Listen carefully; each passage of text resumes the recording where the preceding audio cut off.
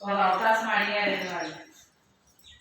ఇంతవరకు నేనేం బ్రతికానో ప్రభా, ఇక నుంచి అయినా నేను బ్రతుకుతాను కాబట్టి కొంచెం కాలం నాకు ఇవ్వండి. అదే కదా పాఠార్థం.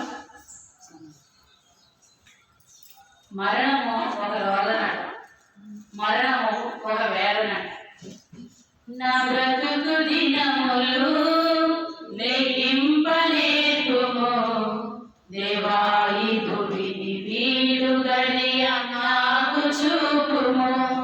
ఇంకొంతకాలము ఆయుష్ పెంచుము, నా బ్రతుకు మార్చుకుందును సమయము నిమ్ము, నా బ్రతుకు మార్చుకుందును సమయము నిమ్ము.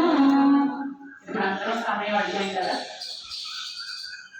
మళ్ళా సహవాస మీటింగ్ మన సమయం వచ్చినాక రాక ఈ సహవాస మీటింగ్ లో నాకు కష్టమే కనిపిస్తున్నాను.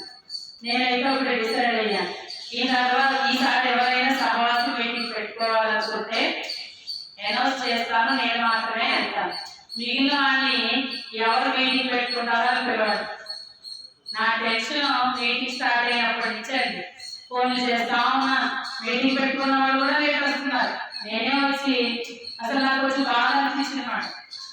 అలాగే మీటింగ్ పెట్టు నిజంగా చెప్తున్నాను. ఎందుకంటే ఆమె మీటింగ్ పెట్టుకుంటా స్తోమత ఇచ్చి ఒక ఫుడ్ కూడా ఒక 2,500 రూపాయలు ఖర్చు పెట్టి 3,000 వరకు ఖర్చు పెడతాను మీటింగ్ పెట్టుకుంటుంది. అంటే నాకు అనిపించింది, పద్మలు అదే అన్న, ఎవరినైనా నేను అదే అంటున్నాను, మీరు ఎవరైనా పిలుచుకోగలిగితే పిలుచుకోండి, లేదంటే నాకు పిలవండి, నేను వచ్చి ప్రేయర్ చేసి మీటింగ్ పెట్టి చెప్పేసి వెళ్ళిపోతాను. ఇంకా మీరేంటో తెలుసా, ఆ 3,000 దేవుడికి చేసుకోండి. ఎందుకంటే నేను పిలిచి ఎందుకంటే ఒకరినొకరు ప్రోత్సాహం చేసుకుంటే ఎదుగుతారు. ఉదయం చాకరవాణి సబ్బు వలె వాక్యం పని చేసి ఉతికేశాను నేను, అవునా? 5 గంటల నుంచి 6:30 వరకు ఉతికేశాను. మళ్ళా ఎండిపోయింది కదా, మళ్ళీ ఏం చేస్తున్నారు, మాసిపోయినట్టుగా తయారైపోతున్నారు. ఉతికిన బట్టలు ఉతకాలంటే ఎంత బాధండి. మన వాళ్ళు ఏమన్నా మన ఇంట్లో ఉతికిన బట్టలు తీసుకొచ్చి మాసిపోయిన బట్టలు వేస్తే మనం ఏమంటాం? అడుగు అనిపించట్లేదా? నేను నాకు ఇదే పని ఇదే చేస్తా ఉంటాను. నేను పిలుస్తానే ఉన్నాను, ఒక్కొక్కరికి చెప్తానే ఉన్నాను. కానీ ఏదో ఒక మాట ఉంటుంది కదండి, ఆవునైనా దూడనైనా గాడిదనైనా గుర్రానైనా నీళ్ళు వరకు మాత్రమే తీసుకెళ్ళగలుగుతామంట, తాగించలేము. మరి నేను తీసుకెళ్తున్నాను, తాగించుదామనుకుంటే ఎవరికి ఏం చేస్తున్నారు వాళ్ళ.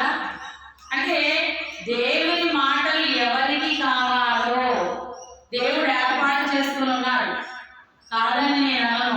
మనము కూడా ప్రయత్నం చేయాలి, నాకు శ్రమ ఉంది, నాకు సమస్య ఉంది. ఇప్పుడు అందుకే నేను ఆ పాట పాడమన్నా. ఎందుకని? ఫస్ట్ క్రైస్తవులైన వారికి వాళ్ళ టైం టేబుల్ మారుకోవాలి. నేను ఇదే చెప్తున్నా, రేపు ప్రభు రాకడొచ్చి మీరు విడబడితే కనుక ఏదన్నా చెప్ప మొదలు పెడితే దేవుడు సమస్తము ఆయన దగ్గర 365 days లైఫ్ లాంగ్ సీసీ కెమెరాలు ఉన్నాయి. మనం అవసరం లేదు, అవి డిస్ప్లే అవుతాయి. మనము ఆనాడు ఆదామవ్వలు ఏం చేశారు? అవ్వమేమన్నంటే నాకు తెలియదు, ఆదామేమన్నాడు మొదలుగా, నాకు తెలియదు అయ్యా, నాకు తోడుగా ఇచ్చిన అవ్వమే చేసింది అన్నాడు. అవ్వమేమన్నది, నాకు తెలియదు ప్రభు, ఆ సర్పమే చేస్తున్నాడు. నిజంగా చెప్పాలంటే ఆ లూసిఫరే బెటర్ అంటే మీరు వేరే విధంగా అనుకోకండి. చేసిన తప్పు సభాపర్వతం మీద నన్ను మహోన్నతునితో సమానంగా చేస్తుందని యెషయా గ్రంథము 14వ అధ్యాయం ఒకసారి చూడండి. యెషయా గ్రంథము 14వ అధ్యాయము 23, 25 13వ వచనం, 12వ వచనం చూడండి. తేజో నక్షత్రమా వేకువ చుక్క నీ మెట్లు ఆకాశము నుండి పడితివి, జనములను పడగొట్టిన నీవు నేల మట్టు వరకు ఎత్తు నరకబడితివి. నేను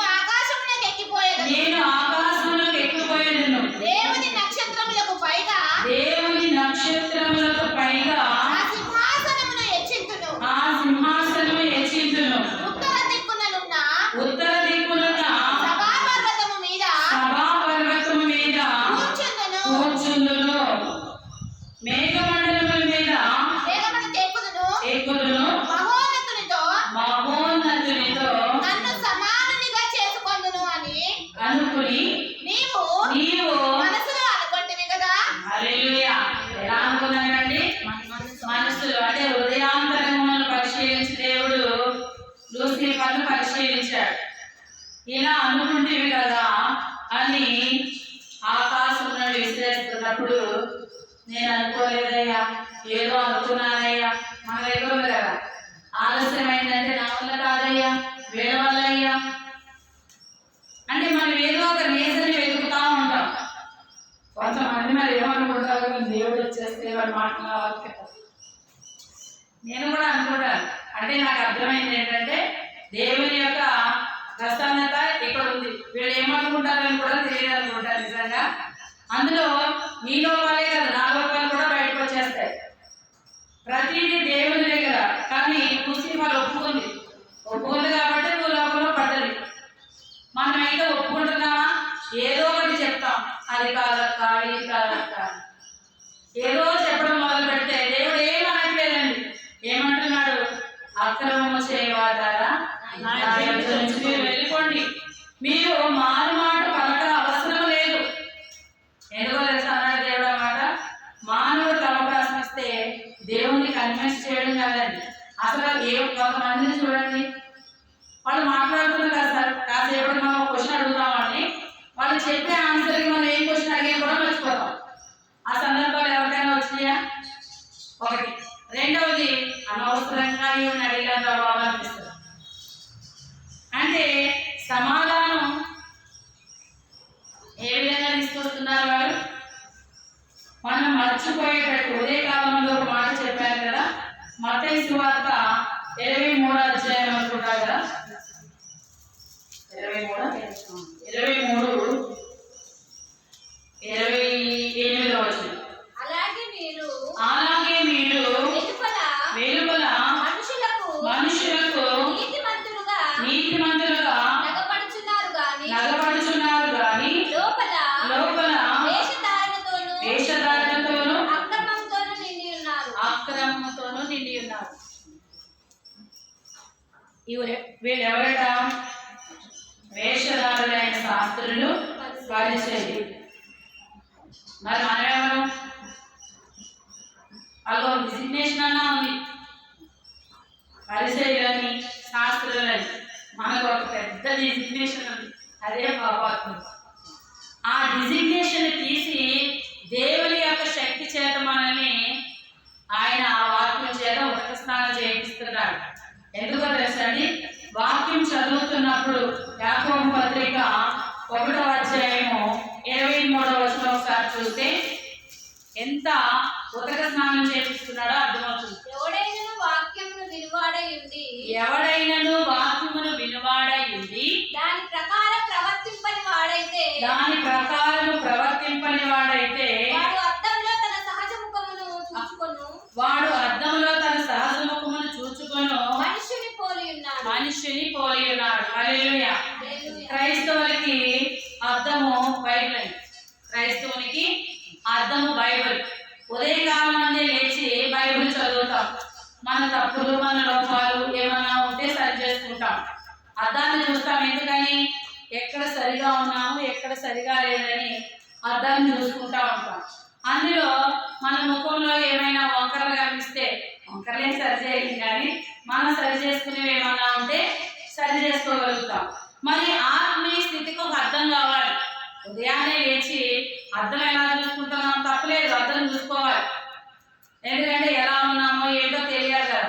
నిన్న ఈరోజు రావడమేమో లేకపోతే సరగేమో మనకి మన రూపాన్ని తెలియపరుస్తుంది. మరి ఆత్మీయ స్థితిని తెలియపరిచేది బైబిల్. మనం చదువుతున్నప్పుడు వాక్యములు విని, కొంతమంది వాక్యాన్ని విని మెట్లు దిగుతున్నప్పుడు వదిలేస్తూనే అయిపోతారు. ఇదో గ్రూప్.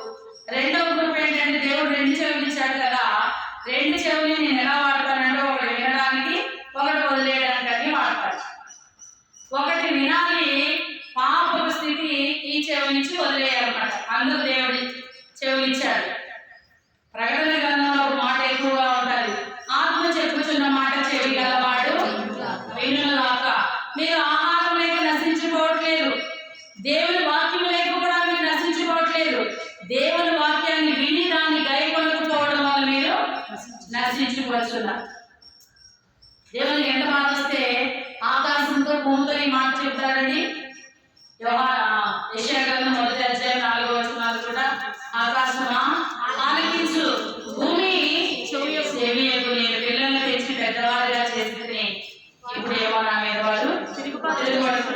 నీవు నీ పిల్లల్ని పెంచి పెద్దవారుగా చేస్తే వాళ్ళు నేను కొడితే వాళ్ళు నేను తిడితే ఒక చులకనైన భావంలో నేను చూస్తే నీకు ఎంత వేదన? ఎందుకు అంత వేదన వస్తుందంటే ఏది మానేసినా పిల్లల విషయంలో తల్లి ప్రేమ కానీ తండ్రి ప్రేమ కానీ బాధ్యతలు కానీ వాళ్ళ కోసం చచ్చిపోవడానికైనా సిద్ధమైపోతారు. మరి మన కొరకు ప్రారంభించిన ఏసేకు మనం ఏం చేస్తున్నాం? ఆయన ఏమన్నారో తెలుసా? మీరు నా కోసం ఏమీ చేయొద్దమ్మా, నా కోసం మీరు ఏడవద్దు, మీకోసం మీ పిల్లల కోసం ఏడవమంటే వాళ్ళు స్కూల్కి వెళ్ళారా, వచ్చారా, తిన్నారా, ఉన్నారా, ఆ ఏడు కాదండి. నా బిడ్డలు ప్రభు వస్తే ఎత్తబడతారా లేదా అందుకొరకు ఏడవమన్నాడు.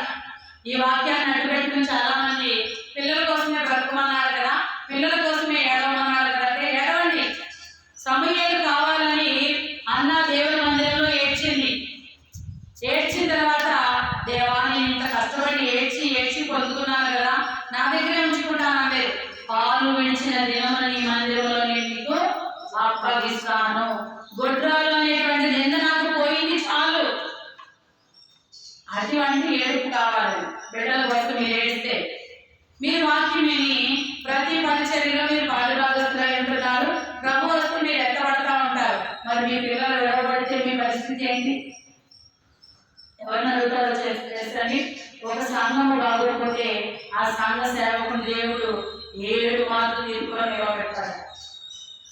మరి విశ్వాసిగా మనం ఉన్నప్పుడు మన పిల్లల విషయంలో నేను చాలా వరకు చూస్తున్నానండి, పిల్లలు సెల్ ఫోన్కి ఎడిట్ అయిపోతున్నారు. గాంధీ హాస్పిటల్లో 5 సంవత్సరాల లోపు పిల్లలు ఎంతో మంది అడ్మిట్ అయ్యారట ఈ ఫోన్ మానేవాళ్ళు. వాళ్ళు అన్నమైనా మానేస్తారంట కానీ ఫోన్లు మాట్లాడట. ఇది నేర్పించింది ఎవరో తెలుసా అండి? తల్లులే. ఫోన్ ఇచ్చేస్తే మనం ఏ పనైనా చేసుకుంటే వాళ్ళు ఫోన్ చూసుకుంటారు. బోరు బావిలో పడిన వ్యక్తినైనా బిడ్డనైనా రక్షించవచ్చు అంటే కానీ ఈ ఫోన్ మాధ్యాలలో పడిన వారిని లాగలేమంట. మరి ఏ విధంగా పిల్లలు లేని వారు ఎంత ఏడుస్తున్నారో తెలుసా? పిల్లలు కావాలని. మరి పిల్లలు ఉన్న వారు కూడా ఏడవాలి. అసలు ఆ రోజు ఏడ్చినప్పుడు పిల్లలున్న తల్లిగా ఏడ్చారు. అప్పుడు ఏసయ్యా నిజంగా మీ పిల్లలతో మీకు ఏడుపే, అది లోక సంబంధమైన ఏడుపుగా కాకుండా ప్రభు కొరకు. కొంతమంది మా అమ్మ నన్ను తిడుతుందండి, మా అమ్మ నన్ను. నిజంగా మీ మమ్మీ నిన్ను తిడుతుందా? మీ డాడీ నిన్ను తిడుతున్నారా? నీ అక్క చెల్లెలు నిన్ను తిడుతున్నారా? అంటే వాళ్ళ దగ్గర నీకు ప్రేమ దొరకట్లేదా? ఎవరి దగ్గర దొరకదా? నీకు దేవుడికి దగ్గర అవుతుంది. ఎవరు ప్రేమించకపోతే మధ్యలో వచ్చిన వ్యక్తులు ఎవరో ప్రేమించరండి. ప్రేమించి ప్రాణం ఇచ్చినటువంటి యేసయ్య మనల్ని ప్రేమిస్తాడు. హల్లెలూయా. ప్రేమించేదా యేసు రాజా నిన్నే ప్రేమించేదా, ప్రేమించేదా యేసు రాజా నిన్నే ప్రేమించేదా, ప్రేమించేదా, ప్రేమించేదా, ప్రేమించేదా, ప్రేమించేదా, ప్రేమించేదా నా ప్రాణమునంత వరకు నీ మడిలో చేరే వరకు, నా ప్రాణమునంత వరకు నీ మడిలో చేరే వరకు ఆరాధించిన యేసు రాజా నిన్నే ఆరాధించేదా, ఆరాధించే యేసు రాజా నిన్నే ఆరాధించేదా, ఆరాధించేదా, ఆరాధించేదా, ఆరాధించేదా, ఆరాధించేదా, ఆరాధించేదా నా ప్రాణమున్నంత వరకు నీ మడిలో చేరే వరకు, నా ప్రాణమున్నంత వరకు నీ మడిలో చేరే వరకు. హల్లెలూయా. ఎప్పటివరకు ఆరాధిస్తారండి? ఆదివారం పోయాక ఆదివారం ఆరాధిస్తారని పాడేది మనం. ఏమని పాడాము?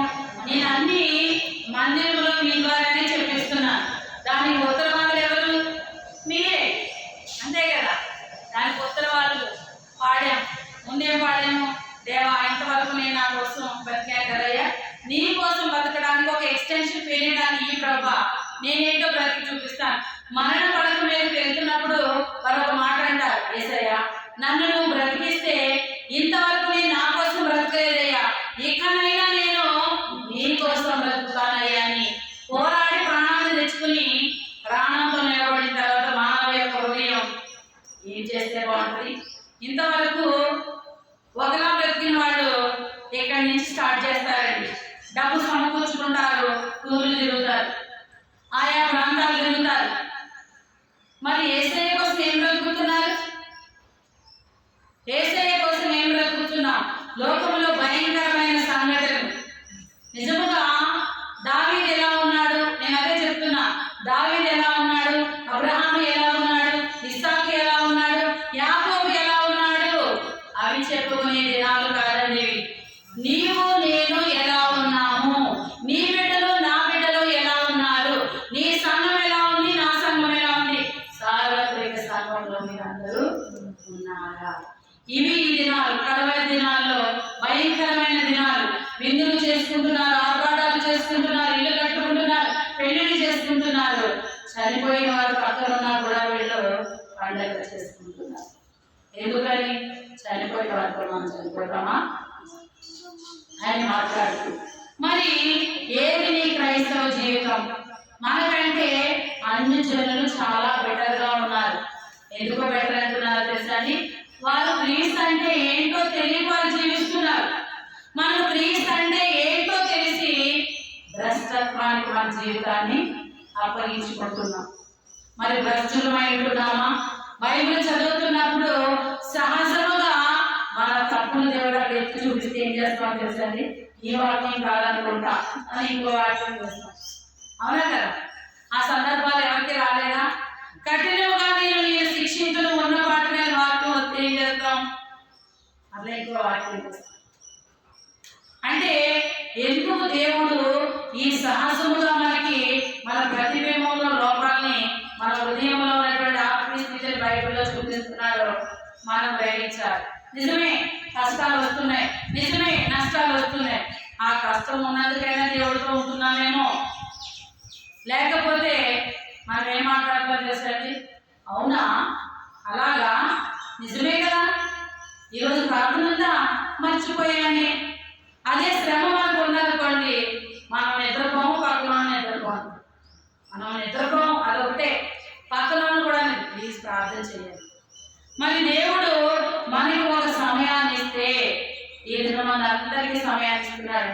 ఇంతమందిని దేవుడి స్థలాన్ని తీసుకొస్తే మనం అనుకుంటున్నాం. ఒకవేళ నేను కూడా అనుకోవచ్చేమో, నేను ఫోన్ చేస్తే వీళ్ళు వచ్చారు. కాదు కాదు, దేవుని యొక్క ఏర్పాటు ఉంది. దానికి సహకరించాలి. ఎందుకంటే ఆ యేసయ్య శిలువ పైన ఉన్నప్పుడు కుడి పక్కన ఒక దొంగ ఉన్నాడు, ఎడమ పక్కన ఒక దొంగ ఉన్నాడు. కుడి పక్కన ఉన్న దొంగ సహకరించాడు. మరి దేవుడు మన మధ్యలోనే ఉన్నాడు కదా, ఆయన ప్రసన్నత వస్తుంది అనుకుంటే మనం ఇక్కడుంటే ఇక్కడే. కార్యరూపకము మన పనే. మనం కార్యం దాచాలి.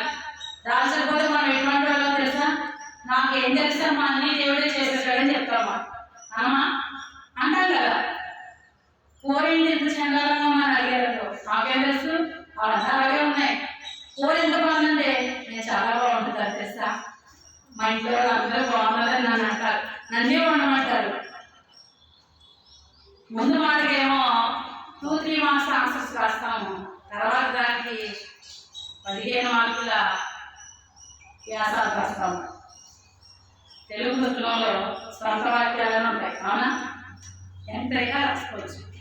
అలంకరణలు ఉంటాయి తెలుసా? ఉపమాలంకారము తెలీదా? మర్చిపోయాక ఆ స్కూల్లో ఒక అమ్మాయి ఏం చేసిందంటే, మేము 8th క్లాస్ స్టార్ట్ అయినప్పుడు అప్పుడే తెలుగులో అలంకరణలు అనేది ఉపమాలంకారం అవి ఉంటాయి కదా, రూపమాల, చర్పమాల ఇవన్నీ ఉంటాయి కదా. అమ్మాయి ఏం చేసిందంటే మాకు తెలియదు, అప్పటి వరకు మాకు లెస్ కావలేదు. 7th క్లాస్లో వరకు ఏం తెలియదు కదా, 8th క్లాస్లో వెళ్ళకండి. అమ్మాయి ఇప్పటికీ మర్చిపోయాను, విత్తనాల కట్టుదలకైనా అమ్మాయి పేరు. ఉప్మాలో కావాల్సిన సామాన్లన్నీ వేస్తే ఉప్మాకి ఆ తెలుగు సార్ చదవడమే కాకుండా కొన్ని విషయంలో ఒక విధంగా చెప్పాలంటే అందరూ వదిలేసాను, మెచ్చుకున్నాడు. అంటే ఏదో విధంగా అటెంప్ట్ అనేటువంటి తన ఆలోచనని గ్రహించాడు. అందరం ఇప్పటికీ కూడా అది మర్చిపోకుండా ఉన్నాం. అంటే జీవితంలో తప్పు చేసినా మర్చిపోము, మంచి చేసినా మర్చిపోము. మనకి ఎవరైనా మేలు చేస్తే ఎలా ఉన్నామని ఇప్పుడు మర్చిపోతున్నాం. కానీ దేవుడట మనం ఎవరి విషయంలో అయినా మనం మేలు చేస్తే దానికోసం ఏదో ఒకటి చేయాలి అని. ఆనాడు ఎస్తేరు విషయంలో అక్కడ అహష్వేరోషు రాజుని మరణము నుంచి తప్పించడం కొరకు మొర్దెకై ఒక సహాయం చేశాడు. రాజు సముఖంలో ఉన్నటువంటి జ్ఞాపకార్థ గ్రంథంలో రాయబడితే రాజు మర్చిపోయాడు. దేవుడు మర్చిపోలేదు. ఒక రాత్రి మర్చిపోలేని రాత్రి అండి. ఒక రాత్రి ఇప్పుడు ఇజ్రాయేలీలు ఒక అనౌన్స్మెంట్ ఇచ్చారండి. ఒకే ఒక రాత్రి అదేమైనా జరగవచ్చు. ఆ రాత్రి కాలంలో యెరూషలేము మందిరం కట్టబడచ్చు. ఆ యొక్క ఎర్రని పెయ్యను కూడా వధించవచ్చు. నాశన పుత్రుడు ఎవరైతే ఉన్నాడో ఆ వ్యక్తి యెరూషలేము దేవాలయంలోనూ కూడా రావచ్చు. ఒక్క రాత్రి బౌద్ధను ఏం చేస్తుంది అంటే రాత్రి కాలం జరిగి ఉదయం అయ్యేసరికి మనకి తెలియదు కదా. అంటే ఒకవేళ రాత్రి కాలంలో నాశన పుత్రుడు, నేను చెప్పానండి రాత్రి కాల భాగం ఎంత ఉంటుంది, 12 గంటలు అనుకోండి. మొత్తంగా రాత్రి కాలము 12 గంటలు అనుకుందాం. 12 గంటల్లో యెరూషలేము మందిరం ఎన్ని గంటల్లో కడతారండి? ప్రవేశం చేస్తారు 3 గంటలు. 3 గంటల్లో మందిరం కట్టేసి 1 గంటలో దహన బలి ఇచ్చేసి ఇంకొక గంటలో నాశన పుత్రుడు వచ్చాడు అనుకోండి. ఎన్ని గంటలు అక్కడికి? 5 గంటలు. ఈ 5 గంటలు అయ్యేసరికి మనకి తెల్లవారుజాము నుంచి 3 నుంచి 6 గంటల సమయంలో ప్రభు వచ్చేస్తే అంతే కదా. వాళ్ళనే డిక్లరేషన్ చేశారు, ఒక రాత్రిలో ఏదైనా జరగవచ్చు.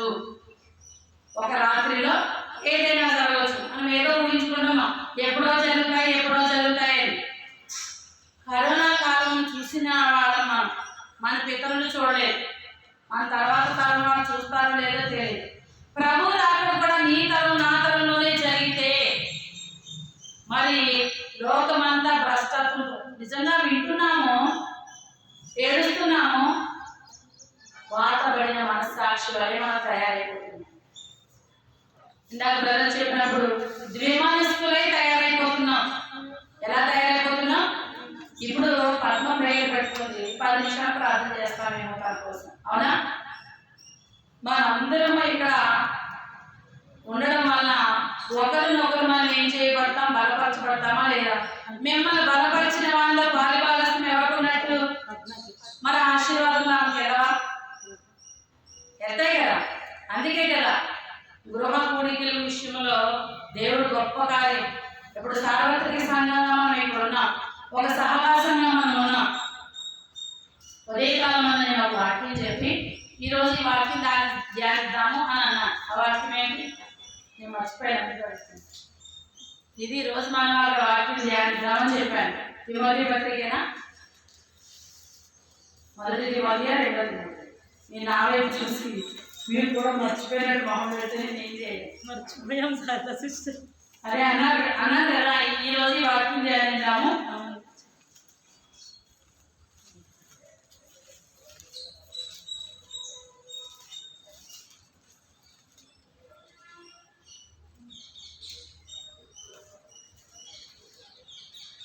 ఏం వాక్యం చెప్పాను?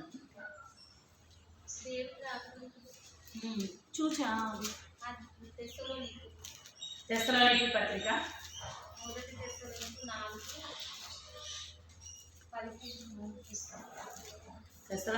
3వ అధ్యాయం 1 తెస్సలోనిక. ఇది మాట్లాడేస్తాను. ఓకే, 2వ తెస్సలోనికీ పత్రిక 2వ అధ్యాయము. నేను ఇప్పుడు మాట్లాడుతున్నాను కదా, కానీ నేను మార్నింగ్ అన్నానండి. మార్నింగ్ ఈ వాక్యం ఏమిటో మనం మాట్లాడదామా చెప్పారు. తిమోతి పత్రిక నాకు గుర్తుంది.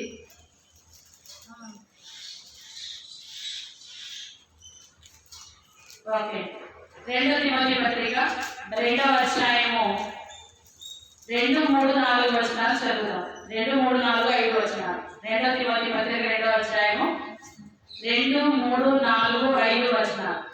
నీవు అనేకుల సాక్షుల ఎదుట నీవు అనేక సాక్షుల ఎదుట నా వలన వినిన సంగతులను ఇతరులకు బోధించుటకు సామర్థ్యము గల నమ్మకమైన మనుషులకు అప్పగింపుము. క్రీస్తు యేసు యొక్క మంచి సైనికుని వలె నాతో కూడా శ్రమను అనుభవించుము. సైనికుడు ఎవడును యుద్ధమునకు పోవునప్పుడు తను దండులో చేర్చుకొనిన వారిని సంతోష పెట్టవలనని ఈ జీవన వ్యాపారంలో చిక్కుకొనడు. మరియు జంటి అయిన వాడు పోరాడినప్పుడు నియమ ప్రకారము పోరాడకుంటే వానికి కిరీటము దొరకదు. హల్లెలూయా. చూడండి ఇక్కడ ఏంటంట, నీవు అనేక సాక్షులు ఎదుట నా వలన వినిన సంగతులను ఇతరులకు బోధించుటకును సామర్థ్యము గల నమ్మకమైన మనుషులకు అప్పగింపుము. మనం ఏదైనా ఒక పని ఎవరికైనా అప్పగిస్తాం, సామర్థ్యం కలిగిన వారికి అప్పగిస్తాం. ఎందుకంటే వాళ్ళ పని అప్పచెప్పి మనం నిశ్చంతగా ఉండొచ్చు. ఇంకొంతమందికి అప్పచెప్పామనుకోండి, వాళ్ళ వెనకాల తిరగాలి. దానికన్నా మనం చేసుకుంటే బెటర్ అనిపిస్తుంది కొన్ని సందర్భాల్లో చూడండి, ఇంట్లో పని పిల్లలకు చెప్తాము, వాళ్ళు సరిగ్గా చేయరు, మళ్ళీ వాళ్ళు వెనకాల తిరగాలి.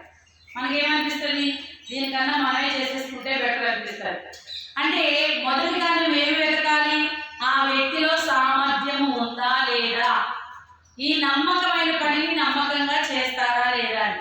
అంటే దేవుని యొక్క సాక్ష్యం విన్నాము, దేవుడి యొక్క మాటలు విన్నాము, ఆ బోధంతా వాళ్ళకి అప్పగిస్తున్నాము. ఒక నమ్మకమైన సాక్షి కావాలి, ఒక నమ్మకమైన మనుషులు కావాలి. మరి దేవుడు మనల్ని ఎన్నుకున్నాడంటే మన మీద నమ్మకం ఉంచా కాదా? మరి మన మీద నమ్మకం ఉంచి ఒక బాధ్యతను మనం అప్పగించినప్పుడు ఏం చేయాలి? బాధ్యతను నెరవేర్చాలి. ఒకవేళ ఆ బాధ్యతను మనం తొలగిపోతే ఒకసారి ఇస్తాడు, రెండవసారి అవకాశం ఇస్తాడు. దేవుని ప్రేమ గొప్పది కాబట్టి, కృప ఇంకా గొప్పది కాబట్టి 10 సార్లు ఇస్తాడు, 3 సార్లు ఇస్తాడు. ఇంకా తర్వాత అవకాశం కాదు కదా, ఆయన వీపి తట్టు ఆయన చూపిస్తాడు. అంటే ఎన్నిసార్లు మనం పిలిచిన ఆయన పలకడు. సామర్థ్యం ఉండి, సౌకర్యం ఉండి, శక్తి ఉండి, బలము ఉండి ఆయన వెంబడించకపోతే ఆయనకి ఏంటండి, ఇంట్లో పిల్లలు బాగానే ఉంటారు, భర్త కూడా బాగానే ఉంటాడు. అంటే నాకు అది ఇవ్వమంటే ఇది ఇవ్వమనంటే నాకు నడువు నొప్పి వస్తుంది, కాలు నొప్పి వస్తుంది. చేసినంతసేపు చేసి నీకన్నా నేనే ఎక్కువ చేస్తున్నాను కదా, నాకు రాలేని నొప్పి నీకు ఎందుకు వస్తుంది, నాకన్నా బాగా తింటున్నావు కదా, ఎందుకు రావట్లేదు, ఒక మాటలు వస్తాయో లేదా అని. ఎప్పుడు మనలో సామర్థ్యం కోల్పోయినప్పుడు వచ్చే మాటలు, సహనం కోల్పోయి వచ్చినప్పుడు మాటలు. మరి దేవుడికి కూడా సహనం ఉంటుందా? ఎంత కావాలని ఆయన మన కొరకు ఆయన ఏమనుకుంటాడో తెలుసా, ఈ వ్యక్తి కోసం హెచ్చించే సమయాన్ని ఇంకొకరి కోసం హెచ్చించవచ్చు అనుకుంటాడు. కాబట్టి మీలో సామర్థ్యం ఉంటే ప్రభు కొరకు ఉపయోగించండి. సామర్థ్యం మీలో ఉంటే ప్రభు కొరకు ఉపయోగించండి. సైనికుడు యుద్ధములకు పోయినప్పుడు తను దండులో చేర్చుకొని వారిని సంతోష పెట్టవాలని ఈ జీవన వ్యాపారంలో చిక్కుకొనడు. మనము సైనికులమా కాదా? ఎవరు సైనికులం? క్రీస్తు సైనికులం. క్రీస్తు యేసు మంచి సైనిక, శ్రమలయందు సోలిపోవగా రాజుతో నిలబడరా, సాతానుతో కలబడరా, భయము లేదు ముందు కడుగు వేయరా, ఆనందపురము సాగరా, ఆనందపురము సాగరా. ఆనందపురం ఏంటండి? పరలోకం. పరలోకం వెళ్ళాలి. పరలోకంలో ఉండేటువంటి తండ్రి రాజైతే ఆయన సైనికులు మనం. మరి ఆయన సైనికులు ఎప్పుడు ఏం చేయాలి? ఆయన యొద్దకు కొంతమందిని చేర్చాలి. మనల్ని నమ్ముకుని ఉన్న వారిని కూడా క్రీస్తు స్వారూప్యంలోకి వాడిని మార్చాలి. దానికి కారణం ఏంటో తెలుసా? మనమే, మన ప్రవర్తన, మన చూపు, మన వస్త్రధారణ, మనం ఏ విధంగా ఉంటున్నాం మనం చూసి కొంతమంది వెళ్తుంటే, మీరు చూసారో లేదో, నేను చూసాను, కొన్ని క్రిస్టియన్ మ్యారేజెస్కి వెళ్తే మనతో పాటు అన్నని నాకెందుకు తెలుస్తుంటే అన్నయ్య కదా అన్నం ఇస్తే చూసాను. దీనికన్నా హిందువులు పెళ్ళికి వెళ్ళినప్పుడే వాళ్ళ వస్త్రధారణ బాగుంటుంది కదా అంటారు. వాళ్ళ దగ్గర ఎక్కడ లేని మేకప్లతో సహా అలంకరించుకున్నారు. పెళ్లి కుమార్తె అలంకరించుకుందంటే పర్వాలేదు. ఎందుకని పెళ్లి కుమార్తె ఎదుర్కోబోతుంది కాబట్టి ఆమెలో ఒక స్పేషియస్, ఒక ప్రశస్తత, ఒక ప్రసన్నత కనబడాలి కాబట్టి మరి మనం ఎందుకండి అలంకరించుకుంటున్నాం? క్రీస్తు స్వారూప్యం మీలోకి వస్తే ఆనాడు మోషే పైకి వెళ్ళి ప్రార్థన చేశాడు. 8 దినాలు 40 దినాలు 40 దినాలు స్నానం చేశాడా? 40 దినాలు మొహం అద్దంలో చూసుకున్నాడా? ఏం చూసుకోలే. అయినప్పటికీ మోషే క్రిందకి దిగి వస్తున్నప్పుడు మోషే ముఖము చూడలేకపోయాడు. దేవుని యొక్క తేజస్సు ఎవరి ముఖంలో కనిపించిందంట? మరి మన ముఖంలో కూడా కనిపించాలి కదా. మోషే స్పెషలైజ్డ్ కాదండి, స్పెషలైజ్డ్ గా తయారయ్యాడు. మనము కూడా ఒక ప్రత్యేకింపబడిన వారంగా తయారవ్వాలి. ఎక్కడికైనా పెళ్లికి వెళ్తే రొటీన్ గా కట్టుకొని చీర కడతామా? స్పెషలైజ్ అంటే మనం కూడా అందరం స్పెషల్ గా ఉండాలి.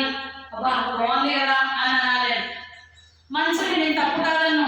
మీరు బాహ్య రూపాన్ని ఎలా అలంకరించుకుంటున్నారో దానికి తగ్గట్టుగా ఇన్బిల్డ్లో ఉన్న ఆత్మదేహాన్ని, ఆత్మను కూడా మీరు అలంకరించుకోవాలి. ఎందుకని లోకంలో ఉండే పెళ్లికి వెళ్తే పెళ్లి కుమారుడు కానీ వాడు కానీ ఎవరైనా వచ్చి మనం చూడాలి, బాగుంది అనాలి. మనకి చాలా హ్యాపీ, చాలా సంతోషంగా అనిపిస్తుంది. అడగకపోతే ఫీల్ అవుతాం. చూసి ఏమైంది నా సర్ది బాగాలేదా అని అడుగుతాం. అవును కదా, తప్పులేదని అది నేను తప్పనట్లేదు. ఇటువంటిది మనం కోరుకుంటున్నప్పుడు ఆత్మీయ స్థితి బలపరచుట కొరకు మనము ఎందుకు కోరుకోవట్లేదు? హల్లెలూయా.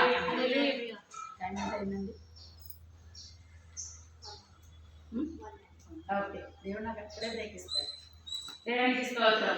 కాబట్టి మనము మన సహజ ముఖాన్ని ఎక్కడ చూసుకోవాలంటే దేవుని గ్రంథంలో కనిపిస్తాయండి. మన లోపం కనిపిస్తుంది. కొన్ని అసలు బైబిల్ గ్రంథం ఎవరి కోసం రాయబడిందో చెప్తారా? బైబిల్ గ్రంథం ఎవరి కోసం రాయబడిందో చెప్తారా? ఒకరు కూడా చెప్పరే. మన కోసమే. అవునా కాదండి, బైబిల్ గ్రంథం క్రీస్తు కొరకు రాయబడింది. ఇది కరెక్ట్. క్రీస్తు అంటే ఏంటో, క్రీస్తు ఏమిటో తెలియపడు. మనం ఏమనుకుంటాం తెలుసా? అచ్చం నా కోసమే వాక్యం ఉంది కదా అని అనిపిస్తుంది. ఎందుకు అనిపిస్తుంది? క్రీస్తు కొరకు, క్రీస్తు ఎవరో, క్రీస్తు ఎలాగో, క్రీస్తు ఏంటో చెప్పడం కోసమే